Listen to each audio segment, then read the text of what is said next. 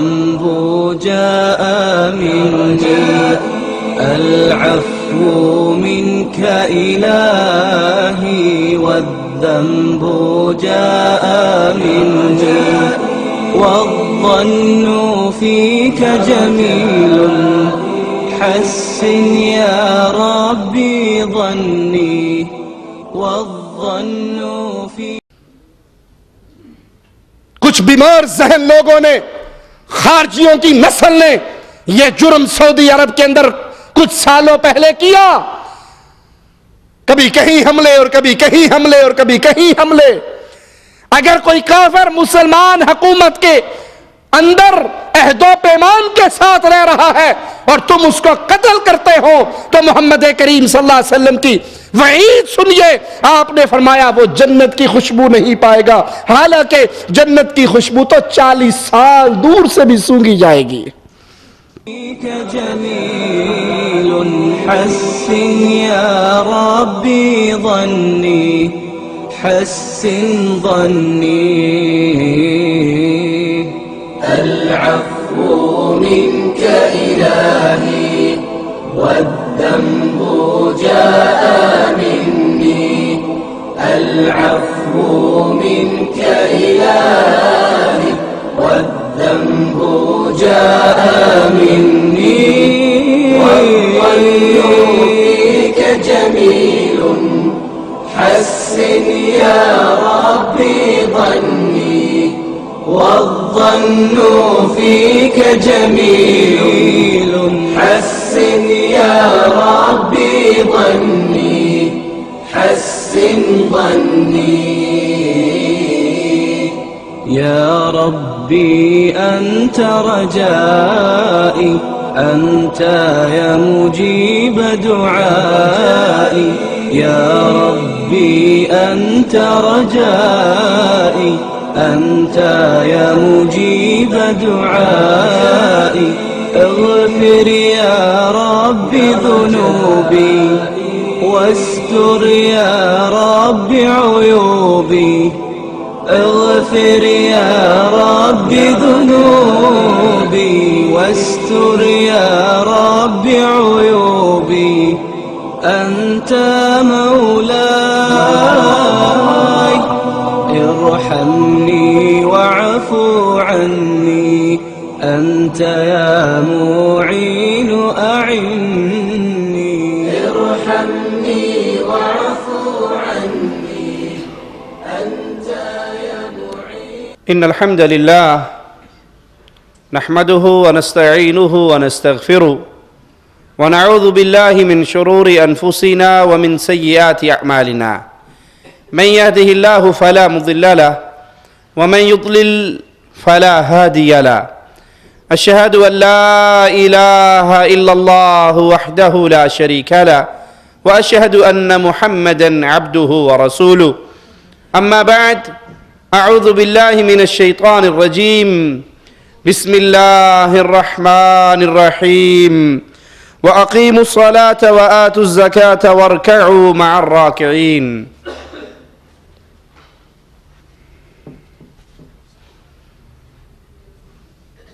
اللہ مالک نے اہل ایمان پر اپنے مالوں میں سے زکوٰۃ دینا فرض قرار دی ہے. یہ مال اللہ کا دیا ہوا ہے. جس اللہ نے مال دیا ہے اسی اللہ نے اس مال میں غریب اور فقیر مسلمانوں کا حق رکھا ہے. یہ مال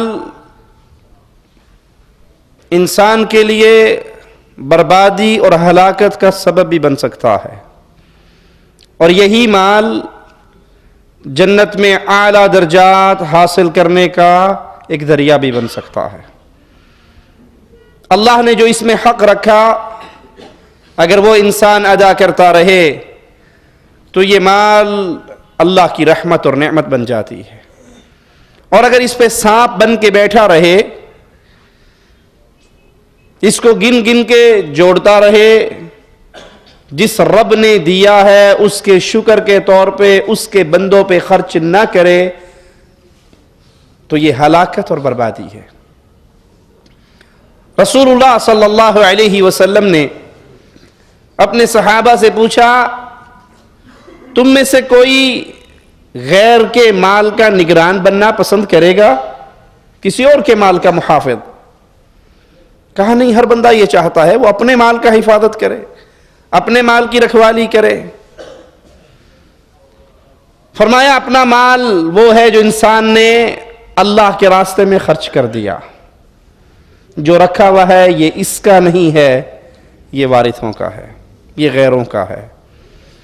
اور کتنا بے وقوف ہے وہ انسان جو جمع کرے، جو سٹور کرے، جو اکٹھا کرے، جو گن گن کے رکھے، اللہ کی راہ میں اپنی جیب سے کچھ نہ نکالے، یہ مر جائے گا، یہ فوت ہو جائے گا، اس سارے مال کا سوال قیامت کے دن اس سے ہوگا، مزے اولاد کرے گی۔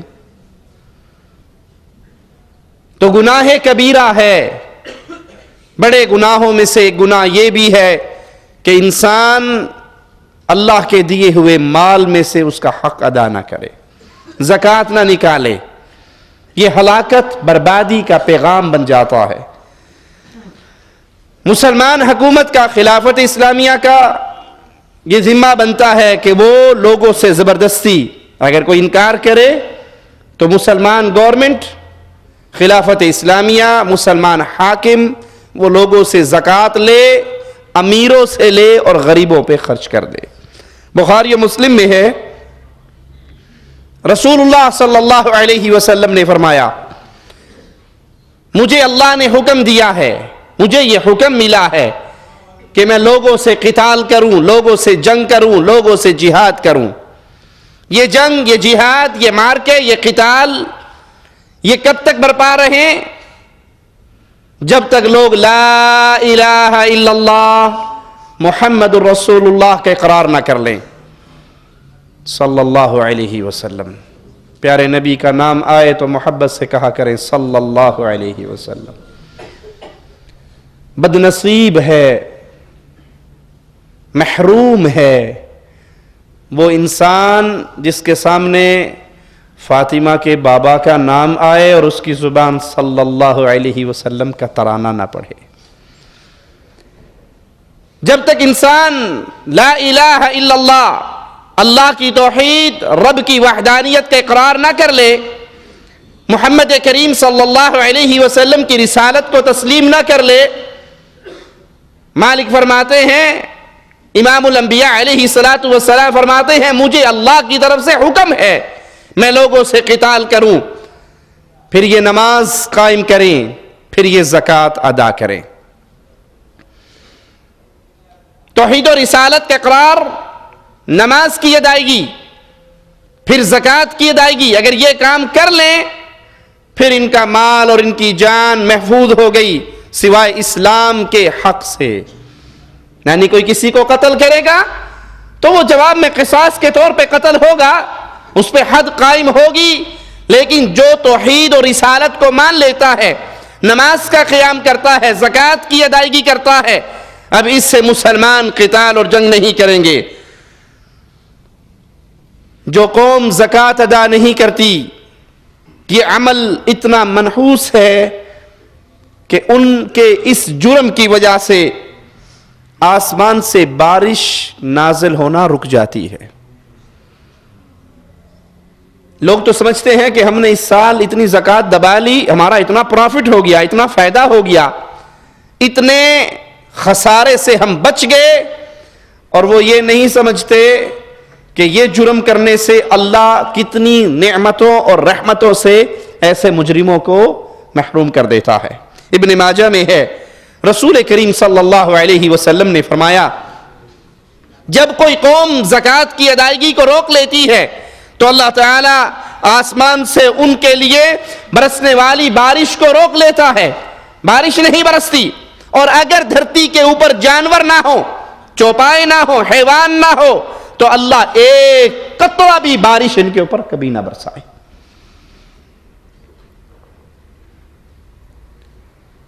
لوگوں نے گھروں میں زیور رکھے ہوئے،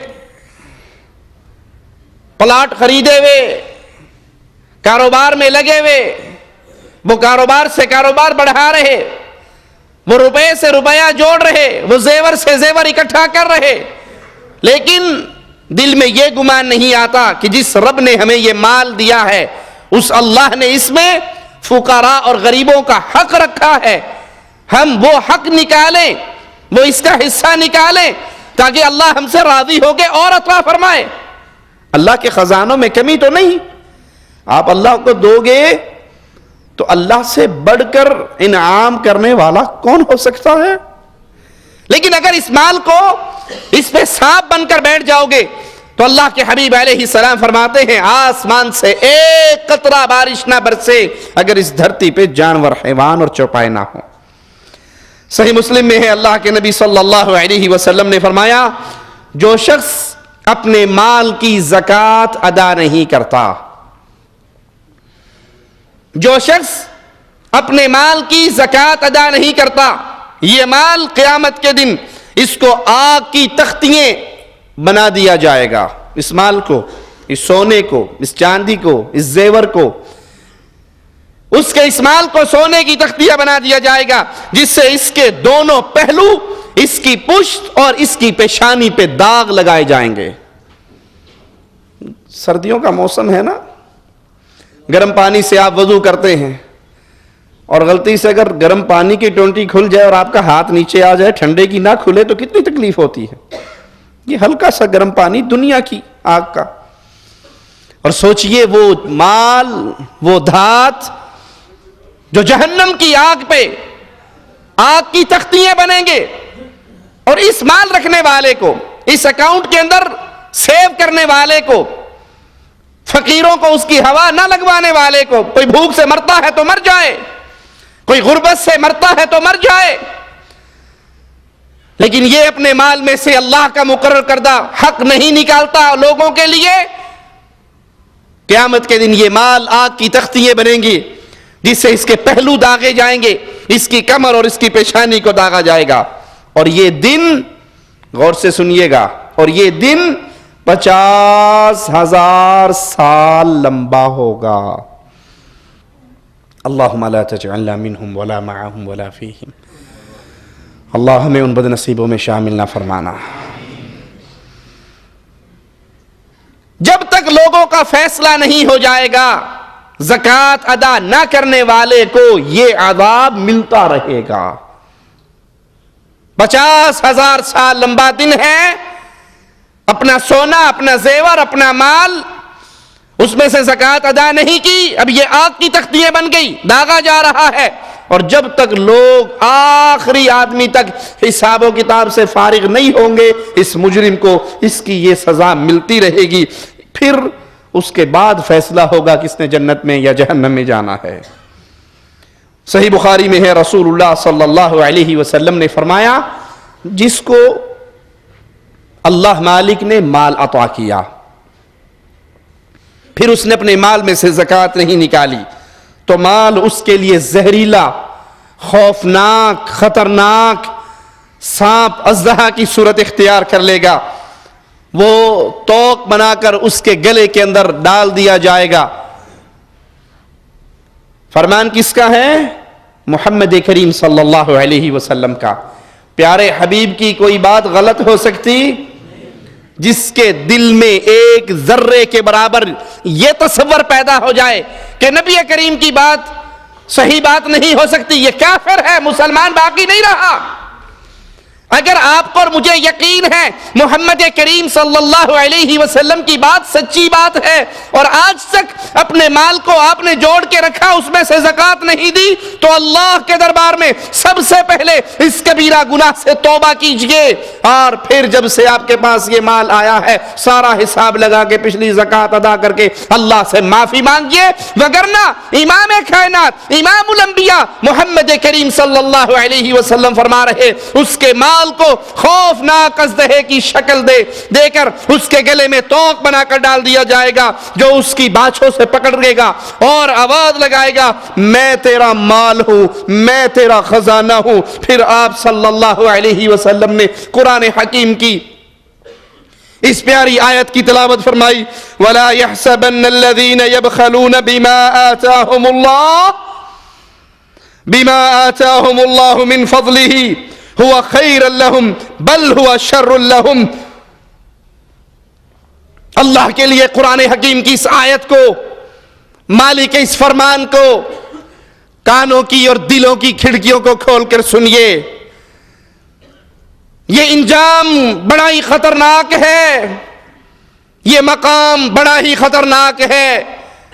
مالک فرماتا ہے جنہیں اللہ تعالیٰ نے اپنے فضل سے کچھ دے رکھا ہے وہ اس میں اپنی کنجوسی کو اپنے لیے بہتر خیال نہ کریں، بلکہ وہ ان کے لیے نہایت بدتر ہے۔ اگر ایک سال آپ کی 1,50,000 10,000 20,000 30,000 زکوٰۃ نکلتی ہے اور آپ نہیں نکالتے اور سمجھتے ہیں کہ اس سال خسارے سے بچ گیا ہوں، مالک فرماتا ہے اس کنجوسی کو اپنے لیے بہتر نہ سمجھو، یہ تو بدتر ہے، یہ تمہارے لیے بہت بری ہے۔ ان قریب قیامت کے دن یہ اپنی کنجوسی کی چیز کے توق ان کو ڈالے جائیں گے۔ حدیث رسول اس آیت کی واضح تفسیر کر رہی ہے، جس نے اپنے مال کو روکے رکھا، زکوٰۃ ادا نہ کی، وہ مال سانپ بنا کر اس کے گلے میں ڈال دیا جائے گا، جو اس کو کاٹے گا، اس کو چیرے گا اور آواز لگائے گا میں تیرا خزانہ ہوں، میں تیرا مال ہوں۔ بخاری و مسلم میں ہے، سیدنا ابو ہریرہ رضی اللہ عنہ وارضاہ سے روایت ہے کہ رسول اللہ صلی اللہ علیہ وسلم کا انتقال ہوتے ہی عرب کے بعض قبائل مرتد ہو گئے، کفر کا ارتکاب کیا۔ عرب کے بعض قبائل کیسے کافر ہوئے؟ وہ دین اسلام کی ساری باتوں کو مانتے تھے، زکوٰۃ کا انکار کرتے تھے۔ وہ کہتے تھے ہم نماز پڑھیں گے، روزہ رکھیں گے، حج کریں گے، زکوٰۃ نہیں دیں گے۔ ابو بکر صدیق رضی اللہ عنہ وارضاہ نے ان کے ساتھ جنگ کا ارادہ کیا۔ سیدنا عمر آ کر کہنے لگے ابو بکر رضی اللہ عنہ وارضاہ ان سے جنگ کرو گے جو نماز پڑھتے ہیں، ان سے قتال کرو گے جو نماز ادا کرتے ہیں، حالانکہ رسول اللہ صلی اللہ علیہ وسلم نے فرمایا مجھے حکم دیا گیا میں لوگوں سے اس وقت تک لڑوں جب تک وہ لا الہ الا اللہ کا اقرار نہ کر لیں۔ پھر جس نے یہ کلمہ پڑھ لیا اس نے اپنی جان اور اپنا مال مجھ سے بچا لیا، محفوظ کر لیا، مگر کلمہ کا جو حق ہے وہ اس سے ضرور لیا جائے گا اور اس کا حساب، اس کا ذمہ اللہ کے ہاں ہوگا۔ سیدنا ابو بکر نے فرمایا اللہ کی قسم میں اس سے ضرور لڑوں گا جو نماز اور زکوٰۃ میں فرق کرے گا، جو نماز کی ادائیگی کے لیے تیار ہو، زکوٰۃ دینے کے لیے تیار نہ ہو، جو نماز اور زکوٰۃ میں فرق کرے گا ابو بکر اس سے ضرور جنگ کرے گا۔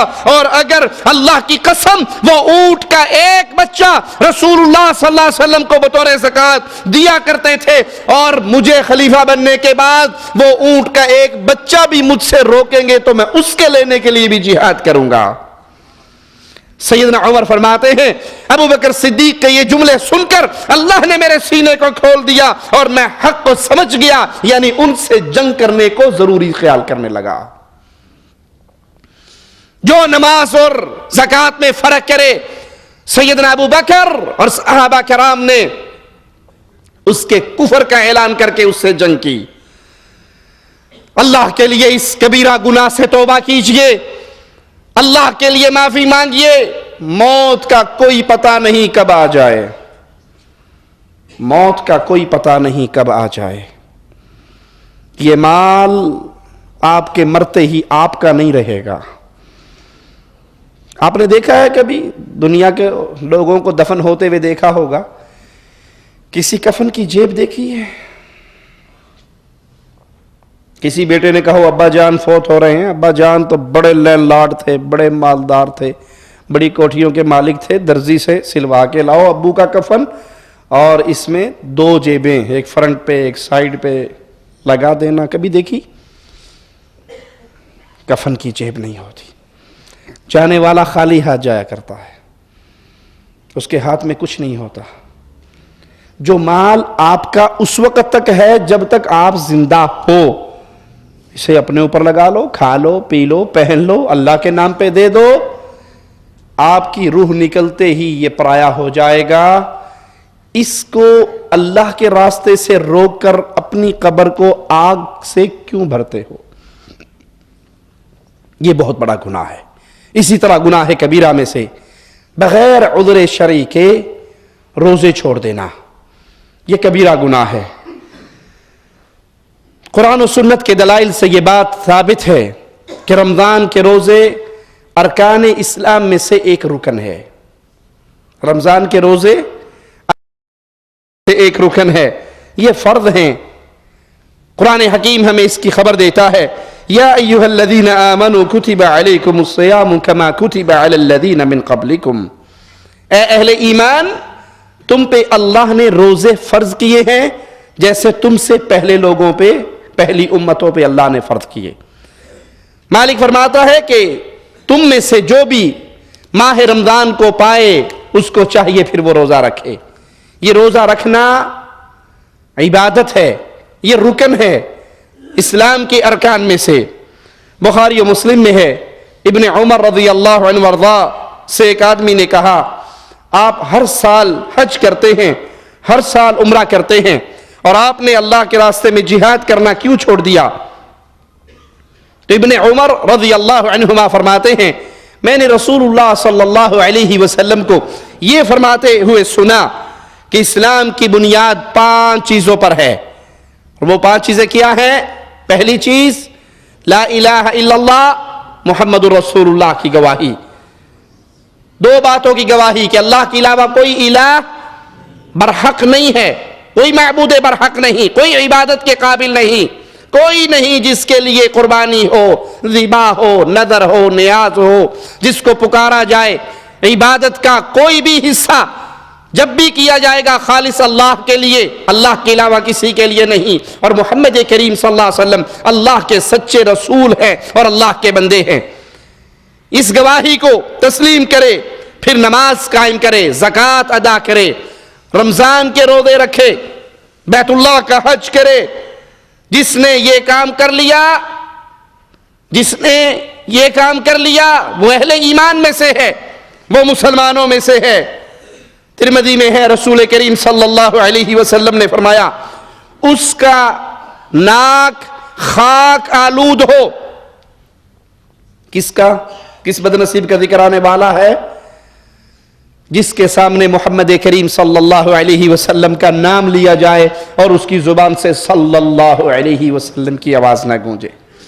نبی کا نام تو سنے لیکن نام مصطفیٰ سن کر درود پاک نہ پڑھے اور اس کی ناک خاک آلود ہو، جو رمضان کو پائے اور اپنی بخشش نہ کروا سکے۔ کیا خیال ہے جو رمضان پائے اور رمضان میں روزے نہ رکھے، کھاتا پیتا رہے، اس کی بخشش ہو جائے گی؟ بنیادی چیز تو رمضان کے روزے ہیں۔ جو رمضان کو پائے اور روزے اس لیے رکھے، نہیں رکھاں گے تو لوکی کی کہیں گے چنگا پڑا ہے پھر بھی نہیں روزے رکھتا، چلو روزہ ہی رکھ چھڑنے ہیں۔ یہ اللہ کے لیے نہیں رکھ رہا، لوگوں کو دکھلانے کے لیے رکھ رہا ہے، اس کا یہ عمل قبول ہوگا؟ اس کی ناک خاک آلود ہو جو رمضان کو پائے لیکن اپنے گناہوں کی بخشش نہ کروا سکے، اور اس کی ناک خاک آلود ہو جس نے اپنے والدین کو بڑھاپے میں پایا لیکن خود جنت کا حقدار نہ بنا۔ کیا مطلب؟ والدین کو بڑھاپے میں پائے، اس سے جنت کا کیا تعلق ہے؟ کہ ان کی خدمت کر کے اس نیکی کی وجہ سے اللہ نے اس کو جنت نہیں دی۔ ہماری اکثریت کا کیا حال ہے؟ الا من رحم ربی، بوڑھے ماں باپ اگر اس کے نصیب میں آ جائیں تو وہ اڑتا ہے دل میں، کب تک پتہ نہیں یہ مصیبت جھیلنی پڑے گی، بابا مردا ہی کوئی نہیں۔ بیوی بھی کہتی ہے بابے دی چپائی باہر پا دے، برانڈے چ سٹ دے، انہوں ساری رات کھنگدا ہے، ساڑی نیند ہی خراب کرتا رہتا ہے۔ بوڑھوں کے ساتھ یہ سلوک کرنے والوں کبھی یہ تو سوچا ہوتا کہ ایک دن تم نے بھی تو بوڑھا ہونا ہے؟ اپنی بیویوں کے پیچھے لگ کر ماں باپ سے بدتمیزی کرنے والوں کبھی یہ تو سوچا ہوتا تمہارے بیٹے کی بیوی بھی آنے والی ہے؟ تاریخ میں آتا ہے کہ ایک شخص اپنے باپ کو کندھے پہ بٹھا کے دریا میں پھینکنے کے لیے گیا. باپ نے بیٹے سے کہا بیٹا جہاں پھینکنے لگا ہے یہاں نہ پھینک, اس سے تھوڑا آگے پھینک. انہوں نے کہا ابو کیوں؟ کہا یہاں میں نے اپنے باپ کو پھینکا تھا. اس کے ساتھ چھوٹا بچہ تھا, اس کے دل میں آئی اگر میں نے یہاں پھینکا میرے والا اس سے بھی آگے پھینکے گا, واپس لے آیا. جو اپنے ماں باپ کے ساتھ آپ سلوک کرنا چاہتے ہو کر لو, آخرت تو اگلے جہان میں ہے. ماں باپ کے ساتھ بدسلوکی وہ گناہ ہے جس میں اس مجرم کو دنیا میں بھی سزا ملتی ہے. محمد کریم صلی اللہ علیہ وسلم فرما رہے ہیں اس کی ناک خاک آلود ہو جس نے بڑھاپے میں اپنے ماں باپ کو پایا اور ان کی خدمت کر کے وہ جنت کا حقدار نہ بنا. بڑا ہی بدنصیب ہے وہ انسان. ایک امام کی والدہ فوت ہو گئی, بہت روئے. شاگردوں نے کہا ہمیں صبر کی تلقین کرتے تھے, آج ماں کے مرنے پہ اتنا کیوں رو رہے ہو؟ کہا نہیں میرے شاگردوں, میں ماں کے مرنے پر نہیں رو رہا, میں اپنی بدنصیبی پر رو رہا ہوں کہ ماں کے زندہ ہونے کی صورت میں میرے لیے جنت میں جانے کا ایک دروازہ کھلا تھا. ماں کے مرنے سے ماں نہیں مری, جنت کا دروازہ بھی بند ہو گیا. اس کی ناک خاک آلود ہو جو بوڑھے ماں باپ کی خدمت نہ کرے اور یہ نیکی اس کے جنت میں جانے کا سبب نہ بن جائے. اسی طرح استطاعت کے باوجود جو حج نہیں کرتا یہ کبیرہ گناہوں میں سے ہے. وَلِلَّهِ عَلَى النَّاسِ حِجُّ الْبَيْتِ مَنِ اسْتَطَاعَ إِلَيْهِ سَبِيلًا وَمَنْ كَفَرَ فَإِنَّ اللَّهَ غَنِيٌّ عَنِ الْعَالَمِينَ. لوگوں پر اللہ کی طرف سے فرض ہے, یہ اللہ کا حکم ہے, یہ اللہ کی طرف سے فریضہ ہے کہ جو استطاعت پائے راستے کا خرچ اس کے پاس ہو, صحت مند ہو, مواحد ہو, حالت ایمان میں ہو, وہ جائے اللہ کے گھر کا حج کرے.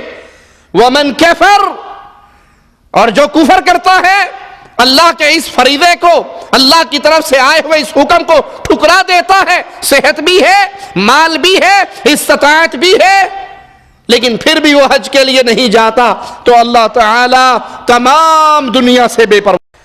مالک نے اس آیت میں حج کی فرضیت بھی بیان کی اور استطاعت کے باوجود حج نہ کرنے والوں کے کفر کی طرف رہنمائی بھی فرما دی.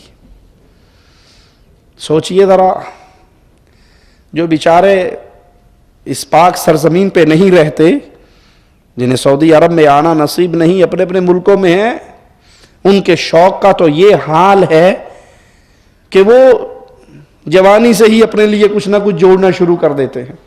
یا کوئی گورنمنٹ ملازم ہوتے ہیں, وہ امید پہ ہوتے ہیں پینشن ملے گی تو اللہ کے گھر جائیں گے. کتنے بدنصیب وہ ہیں جو اس دھرتی پر آنے کے باوجود کئی سال گزر جاتے ہیں, انہیں اللہ کے گھر جانے کی توفیق. میں ایسے بدنصیبوں کو جانتا ہوں جو 10 سال سے اس سرزمین پہ رہ رہے ہیں, ایک دفعہ بھی انہوں نے عمرہ نہیں کیا.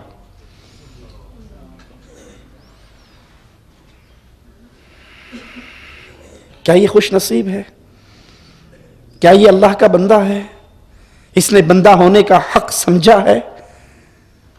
یہ بدنصیب انسان ہے, یہ بدبخت انسان ہے جو یہاں آنے کے باوجود پھر اس کے دل کے اندر اللہ کے گھر کے دیدار کی خواہش پیدا نہیں ہوتی. یہ مردود انسان ہے. بخاری و مسلم میں ہے, رسول اللہ صلی اللہ علیہ وسلم نے فرمایا جس نے حج کیا, دوران حج جنسی باتوں سے پرہیز کیا, اللہ تعالیٰ کی نافرمانیوں سے پرہیز کیا, اور وہ اپنے گناہوں سے اس طرح پاک ہو گیا جس طرح ماں کے پیٹ سے پیدا ہوا تھا. جو حج کرے جنسی باتوں سے بچے, گناہوں کی باتوں سے بچے, حالت ایمان میں ہو, مواحد ہونا پہلی شرط ہے. ایسے حاجی کو حج کرنے کا کوئی ثواب نہیں ملتا جو حج کرنے کے بعد پھر فون کرتا ہے لاہور میں حج کر لیا ہے, داتا صاحب دے دیگ چاڑ آؤ کتے قبول ہو جوے. اس طرح کے حج ابو جہل نے بہت کیے تھے. اس حج کا کوئی فائدہ؟ حج کے لیے بنیادی شرط ہے آپ جو ترانہ پڑھتے ہوئے آ رہے ہو, لبیک اللہم لبیک لبیک لا شریک لک لبیک, اس کو سمجھ کے پڑھو. توحید ہے تو حج قبول, توحید نہیں ہے ہر سال گیڑے مارتے جاؤ, جیسے آؤ گے ویسے جاؤ گے. مشرک کی کوئی عبادت رب قبول, اور جو حالت توحید میں ہو, پھر بینک مینیجر نہ ہو, سود کا کاروبار کرنے والا نہ ہو, حلال رزق کمانے والا ہو, وہ حج کے لیے آئے, پاکیزہ کمائی لے کر آئے, گناہوں سے بچے, جنسی باتوں سے بچے, سنت کے مطابق حج کرے. محمد کریم گارنٹی دیتے ہیں یہ ایسا اپنے گھر کو لوٹے گا جیسے آج اپنی ماں کے پیٹ سے جنم لیا ہے. ترمذی میں ہے, رسول کریم صلی اللہ علیہ وسلم نے فرمایا بار بار حج و عمرہ کرو, بار بار حج و عمرہ کرو, کیونکہ یہ دونوں کام تمہیں دو انعام مل رہے ہیں. حج اور عمرہ کرنے سے مالک دو انعام دے رہا ہے. بار بار عمرے کرو, بار بار حج کرو, کیا ملے گا؟ سب سے پہلے اللہ تعالی غربت کو ختم کر دے گا. یہ فرمان محمد کریم صلی اللہ علیہ وسلم, غربت کو اللہ ختم کر دے گا. اور دوسرا فائدہ, تمہارے نامہ اعمال میں سے گناہوں کو دھو دے گا. بظاہر حج عمرہ کرنے میں پیسہ لگتا ہے, بظاہر پیسہ لگتا ہے, لیکن اس کے بدلے میں اللہ تمہیں کہاں سے کیا رزق عطا فرمائے گا تم سوچ بھی نہیں سکتے. بار بار حج و عمرہ کرو, اس سے تمہارے گناہ اور غربت ختم کر دیے جائیں گے. جس طرح بھٹی لوہے, سونے اور چاندی کی میل کچیل کو صاف کر دیتی ہے. زنگ لگے ہوئے لوہے کو آگ میں ڈالو, زنگ باقی رہتا ہے. سونا چاندی کی میل سنار آگ میں ڈالتا ہے, بالکل صاف ہو کر خالص سونا نکل آتا ہے. محمد کریم صلی اللہ علیہ وسلم فرماتے ہیں جس طرح لوہے, سونے, چاندی کے میل کو بھٹی میں ڈال کے ختم کر دیا جاتا ہے, بار بار حج اور عمرہ کرو, تم گناہوں سے ایسے پاک ہو جاؤ گے. اور جس کا حج اللہ قبول فرما لے, اس کی جزا سوائے جنت کے کچھ بھی نہیں ہے. عمل بھی پیارا ہے اور جزا بھی کتنی عظیم. حج مقبول ہو جائے رب کے در میں, اس کی جزا, اس کا ٹھکانہ, اس کا مقام اللہ کی جنت ہے. کسی مومن کو ناحق قتل کرنا گناہ کبیرہ ہے. صحیح بخاری میں ہے, رسول اللہ صلی اللہ علیہ وسلم نے فرمایا حجۃ الوداع کے موقع پر میدان عرفات میں 9 تاریخ کو خطبہ دیتے ہوئے, تمہارا خون, تمہارا مال, تمہاری عزت تم پر آپس میں اس طرح حرام ہے جس طرح تمہارے لیے یہ دن 9 ذی الحجہ کا, یہ شہر مکہ مکرمہ کا اور یہ مبارک مہینہ ذو الحجہ کا حرام ہے. آپ اس میں مال بھی حرام ہے, تمہاری جانیں بھی حرام ہے. اور ہمارے ہاں قتل کرنا کتنا آسان ہو گیا ہے, چھوٹی چھوٹی باتوں پہ قتل, چھوٹی چھوٹی باتوں میں پسٹل نکالا اور اس کو گولی مار دی. کیوں گولی مار دی؟ جی ساڈا پانی لان دا وارا سی, انہیں ساڈا پیچھوں پانی بند کرتا, وارا ساڈا سی. پانی کے لیے, چند روپوں کے لیے, چند پیسوں کے لیے مومن کا خون اتنا سستا ہو گیا. یہ کتنا بڑا جرم ہے, یہ کتنا بڑا گناہ ہے. قتل کرنا ایک مسلمان کو, ایک مومن کو, یہ انسان کو کہاں تک ہلاک کرتا ہے. آئیے مصطفیٰ علیہ السلام کی حدیث سنیے, بخاری و مسلم میں ہے. رسول اللہ صلی اللہ علیہ وسلم نے فرمایا جو شخص ہم پر ہتھیار اٹھائے وہ ہم میں سے نہیں ہے. صرف ہتھیار اٹھائے. دیکھا نہیں آپ نے دوستوں کو مذاق میں چاقو نکال لیں گے, اور جی میں تو مذاق کر رہا تھا, مذاق میں گن سیدھی کر لیں گے, مذاق میں خنجر نکال کے اس کو ڈرائیں گے اپنے دوست کو. اور کوئی میں جی مذاق کر رہا تھا. کہ اپنے مومن بھائی پہ ہتھیار نکالنا, کتنا بڑا مجرم ہے وہ شخص کہ محمد کریم اس سے رشتہ ہی توڑ لیتے ہیں صلی اللہ علیہ وسلم. اس بندے سے ہمارا کوئی تعلق نہیں، وہ ہم میں سے نہیں ہے جو ہم پر ہتھیار اٹھاتا ہے۔ ایک مسلمان کا دوسرے مسلمان پر ہتھیار اٹھانا کبیرہ گناہ ہے۔ مالک کا فرمان سنیے، وَمَن يَقْتُلْ مُؤْمِنًا، جو قتل کرے کسی مومن کو متعمدہ، جان بوجھ کر قتل کرے، جو جان بوجھ کے کسی مسلمان کو قتل کرے، فَجَزَاؤُهُ جَهَنَّمْ، اس کا ٹھکانہ جہنم ہے۔ پانی پہ لڑائی ہو گئی، کھیتوں پہ لڑائی ہو گئی، آپ کی بکری میرے کھیت میں گھاس چرنے کے لیے آ گئی، اس پہ لڑائی ہو گئی، چھوٹی چھوٹی باتوں پہ لڑائی اور تلواریں نکل آئی، خنجر اٹھے، کلاشنیں نکلی اور ایک دوسرے کو بھون کے رکھ دیا، اس نے یہ کیا تھا، اس نے یہ کیا تھا، اس نے یہ کیا تھا۔ مالک کا فرمان، اللہ کی کتاب قرآن حکیم، جس نے کسی مومن کو جان بوجھ کے قتل کیا اس کا ٹھکانہ جہنم ہے، خالدن فیہا، ہمیشہ اس جہنم میں رہے گا۔ وغضب اللہ علیہ ولعنہ وعد لہ عذابا عظیما، ایک تو یہ جہنم میں گیا، پھر اس پر اللہ کا غضب برسا، اللہ کی لعنت برسی، اور اللہ نے اس کے لیے بہت بڑا عذاب تیار کر دیا۔ جس عذاب کو اللہ کہے یہ بہت بڑا عذاب ہے، جس عذاب کو اللہ کہے یہ بہت بڑا عذاب ہے، وہ عذاب کیسا ہوگا؟ دنیا کا عذاب، دنیا کی آگ انسان برداشت کر سکتا ہے؟ جون جولائی کے مہینے میں روٹی لینے نہیں جاتے تندور پہ؟ اس آگ سے کتنی دور کھڑے ہوتے ہو؟ اور یہ آگ جہنم کی آگ کا ایک حصہ ہے۔ جہنم کی آگ اس آگ سے 69% زیادہ سخت ہے، وہ 70 گنا، اور 70 میں سے ایک حصہ دنیا کی آگ۔ یہ آگ برداشت نہیں ہوتی، اس کی تپش برداشت نہیں ہوتی۔ ذرا ذرا سی بات پر بھائیوں کو قتل کرنے والوں، مسلمانوں کو قتل کرنے والوں، قتل تو مذاق بن گیا۔ مجھے ایک ساتھی نے واقعہ سنایا، ایک ماموں نے اپنے بھانجے کو، وہ یتیم ہو گیا تھا، خود پالا، بڑا ہو گیا، الگ اس نے مکان لے لیا، سچا واقعہ ہے پنجاب کے ایک گاؤں کا۔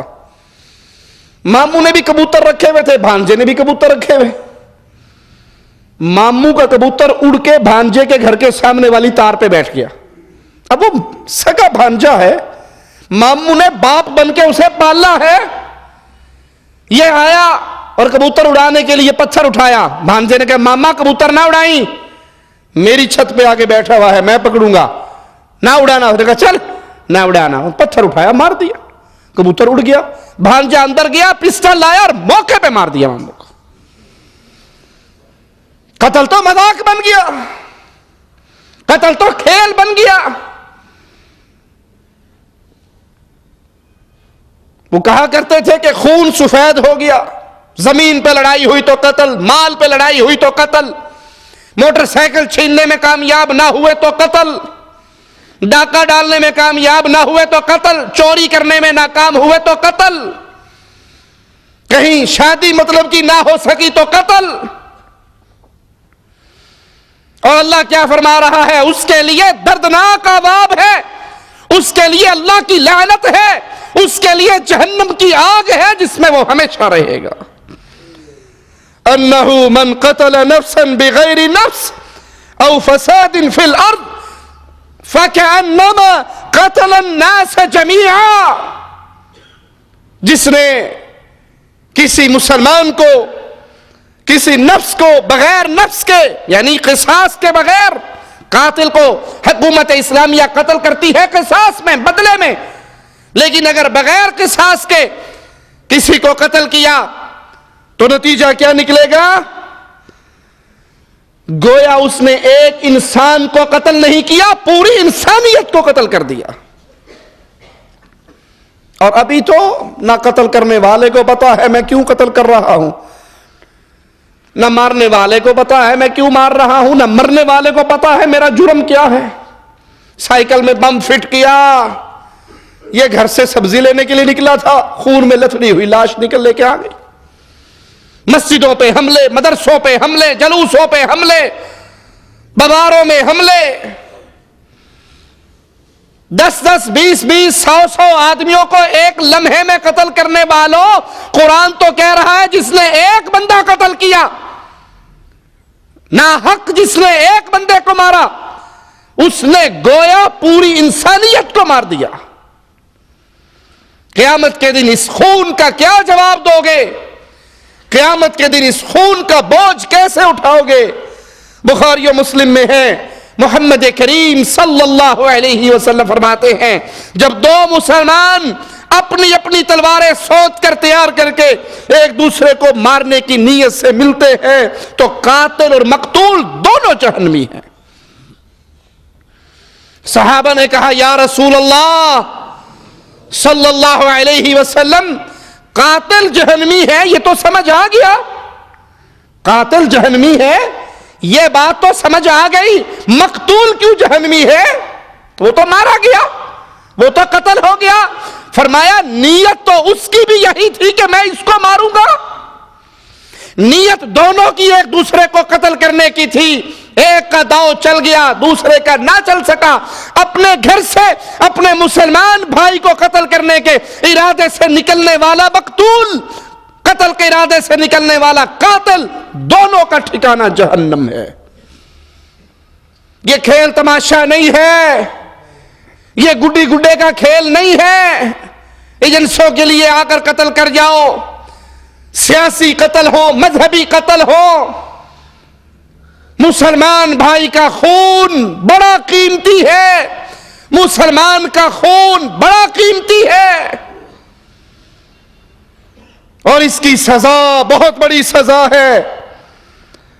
رسول کریم صلی اللہ علیہ وسلم کا فرمان سنیے، بات بات پہ تلواریں نکالنے والوں، بات بات پہ چھرے نکالنے والوں، چھوٹی چھوٹی بات پہ پستل تان لینے والوں، اللہ کے نبی علیہ السلام کیا فرما رہے؟ ایک مسلمان کے قتل کے مقابلے پہ پوری دنیا تباہ و برباد ہو جائے، اللہ کے نزدیک یہ زیادہ معمولی بات ہے۔ ایک مسلمان کے قتل کے مقابلے پہ، ترمذی کے اندر یہ روایت موجود ہے، ایک مسلمان کے قتل کے مقابلے پہ پوری دنیا برباد ہو جائے، اللہ کے نزدیک یہ معمولی بات ہے کہ پوری دنیا ہلاک ہو گئی، لیکن ایک مسلمان کا خون معمولی نہیں ہے، ایک مومن کا خون معمولی نہیں ہے، ایک مومن کی جان معمولی نہیں ہے۔ ترمذی میں ہے، رسول کریم صلی اللہ علیہ وسلم نے فرمایا، سنیے ذرا پیارے حبیب علیہ السلام کا یہ پیارا فرمان، اگر زمین و آسمان کے رہنے والے، زمین و آسمان کے رہنے والے ایک مومن کے قتل پر اکٹھے ہو جائیں، شریک ہو جائیں اس گناہ میں، سارے زمین والے، سارے آسمان والے ایک مسلمان کے قتل میں شریک ہو جائے تو اللہ ان سب کو اونڈے منہ کر کے جہنم میں پھینک دے گا۔ اب تو جاہل مولویوں کے پیچھے لگ کر وہ اس کو مار دیتا ہے، وہ اس کو مار دیتا ہے۔ جاہل مولوی فتوے دیتے ہیں مریدوں کو، مار دو اس کو، یہ گستاخ رسول ہے۔ یہ فیصلہ کرنا کہ یہ گستاخ رسول ہے اس مولوی کا کام ہے یا علم کے اندر راسخ علماء کا کام ہے، جس نے صرف ختم دینا ہی سیکھا ہے، درباروں پہ چادریں چڑھانی سیکھی ہے، جس کو علم کا پاس بھی نہیں ہے، اسے قتل کر دو۔ کیوں؟ گستاخ رسول ہے۔ کیا گستاخی کی؟ اردو نیوز میں نے خود یہ خبر پڑھی، پاکستان میں ایک مسجد کے دروازے پہ میلاد شریف کا اشتہار لگا، اس مسجد کا مولوی باہر نکلا، اس نے اس جلوس سے میلاد کا اشتہار پھاڑ دیا، عدالت میں کیس گیا، اس کو گستاخ رسول کے کیس کے تحت پھانسی کی سزا دے دی گئی۔ بھائی یہ میلاد رسول صلی اللہ علیہ وسلم دین نہیں ہے، عبادت نہیں ہے، یہ بدعت ہے۔ پیارے حبیب کا میلاد نہ حبیب علیہ السلام نے اپنی زندگی میں منایا، نہ ابو بکر کے دور خلافت میں، نہ عمر، عثمان، علی، حسن، معاویہ رضوان اللہ علیہم اجمعین کے دور خلافت میں منایا گیا، نہ صحابہ کے ادوار میں، نہ تابعین کے ادوار میں، نہ تبع تابعین کے ادوار میں۔ یہ تو 600 سال کے بعد ملک اربل کے بادشاہ ملک مظفر نے اس بدعت کو پہلی دفعہ آغاز کیا۔ جس بدعت کا دین میں وجود نہیں ہے، اس کے اشتہار کو پھاڑنے کی وجہ سے مولویوں کے فتووں کے پیچھے لگ کر اشتہار پھاڑنے والے کو گستاخ رسول قرار دے کے پھانسی پہ چڑھا دو۔ بے علم جاہل مولوی، جی آپ کو نہیں پتا، بڑا گستاخ ہے۔ کیا گستاخ ہے؟ اس نے نعلین پاک کا ترجمہ جوتی کیا ہے۔ نعلین پاک، رسول اللہ علیہ وسلم کے نعلین پاک، اس کو یہ کہتا ہے یہ نبی کی جوتی ہے۔ تم ترجمہ نہیں کرتے، رسول اللہ علیہ وسلم کی زلف مبارک تم نہیں کہتے، نبی کا سینہ مبارک تم نہیں کہتے، نبی کا دست مبارک تم نہیں کہتے۔ سینہ اردو کا لفظ ہے یا عربی کا؟ اردو کا۔ زلف مبارک یہ عربی کا لفظ ہے، دست مبارک یہ عربی کا لفظ ہے، پسینہ مبارک یہ عربی کا لفظ ہے۔ کالی کملی والا تم کہتے ہو، کالی کملی عربی کا لفظ ہے۔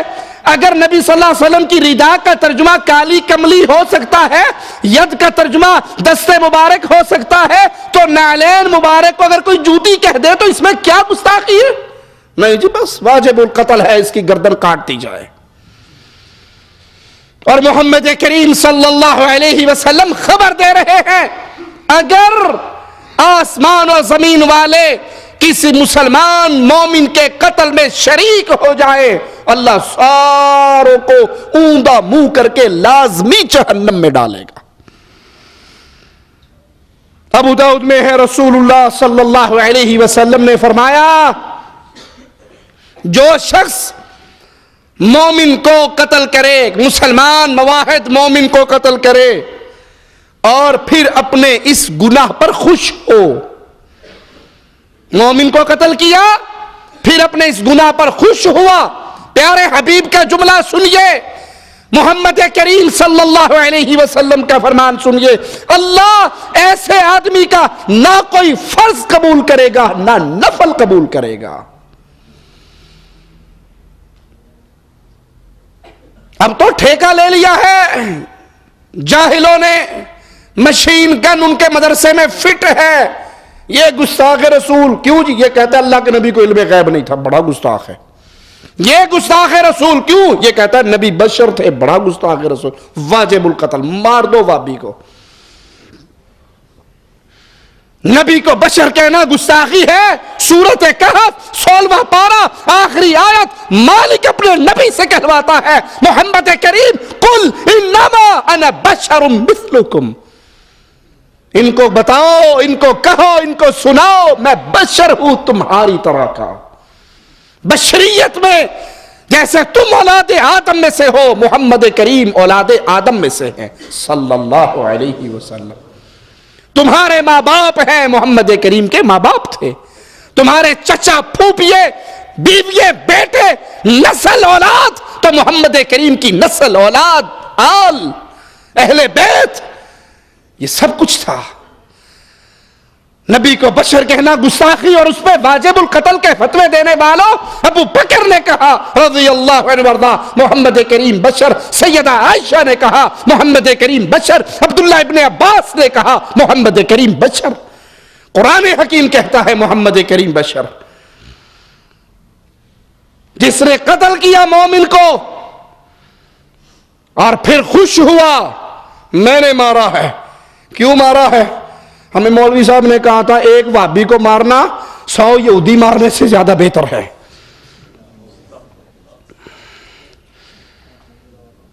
ایک مجرم ایسا قاضی کے پاس پہنچا اور کہنے لگا جلدی میرے اوپر حد قائم کرو، جلدی مجھے مارو۔ قاضی صاحب کہنے لگے آپ کو اتنی جلدی کیا ہے؟ کہا آپ کو نہیں پتا میں ایک وہابی کو مار کر آیا ہوں، جنت میں حور میرا انتظار کر رہی ہے، اور اسے یہ نہیں پتا حور نہیں وہاں پہ حرے انتظار کر رہے ہیں۔ लितर पैने पुत्र अगे होके तो वेख, अल्लाह की तौहीद के मानने वालों को तुम गुस्ताख का फतवा दे के कत्ल की मशीन गन चला देते हो। जिसको चाहे फतवा दे दो, इसे मार दो। जो एक मोमिन को मारे, एक मुवाहिद को मारे और फिर अपने जुर्म पे खुश हो, उसकी ना फर्ज नमाज, ना उसके फराइज कबूल, ना उसके नवाफिल कबूल। अबू दाऊद में है, रसूलुल्लाह सल्लल्लाहु अलैहि वसल्लम ने फरमाया, हर गुनाह के बारे में तवक्का है, उम्मीद है कि अल्लाह ताला माफ फरमा देगा, सिवाय उस शख्स के जो हालत शिर्क में मरा, जो कब्रों पे सजदे करते करते मर गया, जो बहिश्ती दरवाजे में से गुजरते हुए ये अकीदा लेकर जो पाक बदन के बहिश्ती बुए में से लंघ गया, वो जन्नत के बुए पार कर गया। जो कब्रों का तवाफ करते मर गया, जो कब्रों पे नजराने देते मर गया, जो गैरुल्लाह की पुकार बुलंद करते करते मर गया, जो पीरों को अल्लाह का रूप बताते बताते मर गया, जो हालत शिर्क में मरा, इसके गुनाह के माफ होने की कोई उम्मीद नहीं। आज तो शिर्क को ईमान बना लिया गया, तौहीद को गुस्ताखी बना ली गई। लाहौर का बाबा नूरी बूरी, उसका मुरीद उसका सामने बिठाकर कहता है, कव्वाल नहीं जाना मस्जिद मंदिर नू, रब मने पीर कलंदर नू। नहीं जाना मस्जिद मंदिर नू, नहीं जाना मस्जिद मंदिर नू, नहीं जाना मस्जिद मंदिर नू, नहीं जाना मस्जिद मंदिर नू, नहीं जाना मस्जिद मंदिर नू, नहीं जाना मस्जिद मंदिर नू, रब मने पीर कलंदर नू। ये गुस्ताख नहीं है। ये कहता है लोकी अरशे उते लब देने, रब बोरी वाले दे ओले आ बैठा, हमारे पीर की रूप की शक्ल में अल्लाह बैठा है। तुम अरशों पे ढूंढते हो, रब तो ये बैठा है। अर्श दे उत्ते लभदे ने, अर्श दे उत्ते लभदे ने, अर्श दे उत्ते लभदे ने, अर्श दे उत्ते लभदे ने, अर्श दे उत्ते लभदे ने, लभदे ने, अर्श दे उत्ते लभदे ने, रब बोरी ओले आ बैठा। मैं ये गुस्ताख नहीं है। लाखों का इज्तिमा करने वालों, क्या अल्लाह की तौहीद पे होने वाले हमले पर भी कोई इज्तिमा होगा? किसी की गैरत जागेगी? किसी मवाहिद के दिल पे तीर चलेंगे कि आज अल्लाह की तौहीद पे हमला हुआ है, आज तौहीद की उस किस्म पे हमला हुआ है जिस किस्म को अबू जहल ने मान लिया था। इसको कोई गुस्ताख नहीं कहेगा, इस पर किसी की जुबान हरकत में नहीं आएगी, इस पर किसी का कलम नहीं चलेगा। क्यों? ये मेरे रब की तौहीद है ना, इसलिए। ये मेरे रब की इज्जत है, इसलिए। तुम्हें सारे गम है, सारे दुख है। रब की तौहीद पे होने वाले मुशरिकों के इन अकीदों के हमलों का भी कोई दुख है किसी को? अफसोस, अहले हदीस अहले तौहीद अजनबी हो गए। अफसोस, रब की वहदानियत का नारा लगाने वाले अजनबी हो गए। अफसोस, ला इलाहा इल्लल्लाह के अकीदे का दिफा करने वाले तन्हा हो गए। इनके ऊपर तो गुस्ताख रसूल के फतवे लगते हैं, गुस्ताख औलिया के फतवे लगते हैं, लेकिन शिर्क अकबर करने वाले को कोई मुशरिक कहने के लिए भी तैयार नहीं है। उसके लिए अपने स्टेज से नारा रिसालत लग जाए, उस पर भी दड़ वट जाते हैं कि कुर्बानी की खालें भी लेनी है और चंदे भी आने हैं। इन्ना लिल्लाहि व इन्ना इलैहि राजिऊन। मुस्तफा फरमा रहे सल्लल्लाहु अलैहि वसल्लम, जो हालत शिर्क में मर गया, इसके गुनाह की माफी की कोई उम्मीद नहीं, और जिसने किसी मोमिन को जानबूझ के कत्ल कर दिया, इसके गुनाह की भी माफी की तवक्का नहीं है। बुखारी और मुस्लिम में है, रसूलुल्लाह सल्लल्लाहु अलैहि वसल्लम ने फरमाया, क़यामत के दिन सबसे पहले खून का फैसला किया जाएगा। मुसलमान से खेलने वालों, मुसलमानों की लाशें गिरे और तुम अपने मदरसों में बैठ के फतवे जारी करो, फलां को कत्ल कर दो और फलां को कत्ल कर दो और फलां को कत्ल कर दो। تم اعلان کرو اپنے جلسوں میں کہ اب اسلحہ خرید لو. اور آخری جملہ کھڑے کھڑے سن لو, تکے ہو لیکن سنی جائے جے. آخری جملہ ہے بے کہ بھابیاں اوڑے واہ میں و قبرہ سے ڈھا دینیاں تو اوتے رحمان بابا دی ڈھائی بھی نے تے تکڑے ہو جاؤ, نریاں کتاباں نہیں نال بندوقاں بھی اور خریدنیاں جے. اس لیے کہ میرا مسئلہ نہ ثابت نہیں کرنا, جس بے ایمان نے تکیا غلط آنکھ نارا دی آنکھ بھی کٹڑی ہے. وآخر دعوانا تم جتنا مرضی اسلحہ خرید لو, جس سینے میں لا الہ الا اللہ کی غیرت پیدا ہو جاتی ہے وہ کٹ سکتا ہے, مر سکتا ہے, جل سکتا ہے, شرک کو توحید نہیں کہہ سکتا. تم کر کیا سکتے ہو سوائے اس کے؟ تمہارے پاس ہے کیا سوائے اس کے؟ مار ہی سکتے ہو, اور تم سمجھتے نہیں ہو مواحد کی موت تو جنت میں جانے کا پروانہ ہوا کرتی ہے. حدود کا نظام بھی اللہ نے مسلمان حکمران کے ہاتھ میں دیا ہے. کسی کو قتل کے بدلے قتل کرنا, کسی پہ حد قائم کرنا, یہ انفرادی عمل نہیں ہے کہ آپ دیکھو ایک قاتل قتل کر کے بھاگ رہا ہے, پیچھے سے گولی مار دو. یہ آپ کا کام نہیں ہے, یہ حکومت وقت کا کام ہے. یہ مسلمان حکمران کا کام ہے کہ وہ حدود کے نظام کو لاگو کرے. کسی انسان کو یہ اختیار نہیں ہے. اسی طرح وہ غیر مسلم جو مسلمان حکومت میں عہد و پیمان کے ساتھ رہ رہا ہے, مسلمان حکومت میں معاہدے کے تحت رہ رہا ہے, مسلمان حکومت کی دعوت پہ یا ان کے کسی کام پہ ان سے امان لے کر مسلمان حاکم سے رہ رہا ہے, اس کو قتل کرنا بھی کبیرہ گناہ ہے. صحیح بخاری میں ہے, رسول اللہ صلی اللہ علیہ وسلم نے فرمایا, جس نے کسی غیر مسلم کو جو سلطنت اسلامیہ میں عہد و پیمان کے ساتھ رہ رہا ہو قتل کیا, وہ جنت کی خوشبو نہیں پائے گا. کچھ بیمار ذہن لوگوں نے, خارجیوں کی نسل نے یہ جرم سعودی عرب کے اندر کچھ سالوں پہلے کیا. کبھی کہیں حملے اور کبھی کہیں حملے اور کبھی کہیں حملے. اگر کوئی کافر مسلمان حکومت کے اندر عہد و پیمان کے ساتھ رہ رہا ہے اور تم اس کو قتل کرتے ہو تو محمد کریم صلی اللہ علیہ وسلم کی وعید سنیے. آپ نے فرمایا وہ جنت کی خوشبو نہیں پائے گا, حالانکہ جنت کی خوشبو تو 40 سال دور سے بھی سونگھی جائے گی. غیر مسلم اگر مسلمان حکومت کو جزیہ ادا کرے تو اسلامی حکومت پر اس کی جان, اس کے مال اور اس کی عزت کی حفاظت کرنا لازم ہوتا ہے.